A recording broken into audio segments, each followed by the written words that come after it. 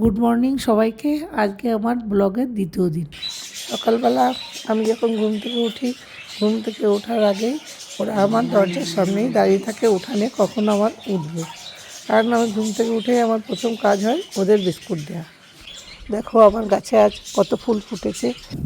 আজকে আমরা সবাই মিলে কলকাতায় যাব, তাই সকাল সকাল পুজোটা দিয়ে নিয়েছিলাম।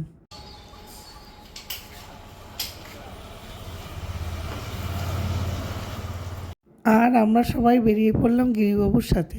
প্রীতমের বাবা বলল চা খাবে, তাই রাস্তায় আমরা একটু দাঁড়ালাম।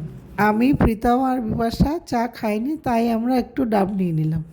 আমরা ফ্ল্যাটে চলে এসেছি। চলে আসার পরে প্রীতমের বাবা বাজার করতে গেল। ভাতটা আমি বসিয়ে দিয়েছি। বাজার থেকে কী মাছ এনেছি দেখি।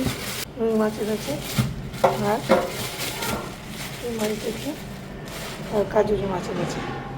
মাছগুলোকে এবার ধুয়ে নেবো আমি। ভাতটা হয়ে যাওয়ার পরে মাছ ভাজা চাপিয়ে দিয়েছে।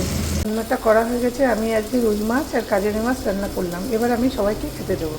এখন আমরা যাচ্ছি একটু বড় বাজারের দিকে। আসলে আমাদের ফ্ল্যাটের পর্দাগুলো এখনও লাগানো হয়নি, সেই কারণেই আমরা বড় বাজারের দিকে যাচ্ছি।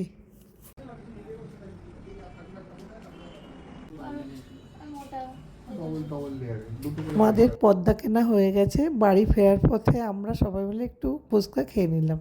প্রীতম আমিনিয়া থেকে বিরিয়ানি অর্ডার দিয়েছিল, ওটা দিয়ে ডিনার কমপ্লিট করলাম। আবার সবার সাথে দেখা হবে পরের ব্লগে।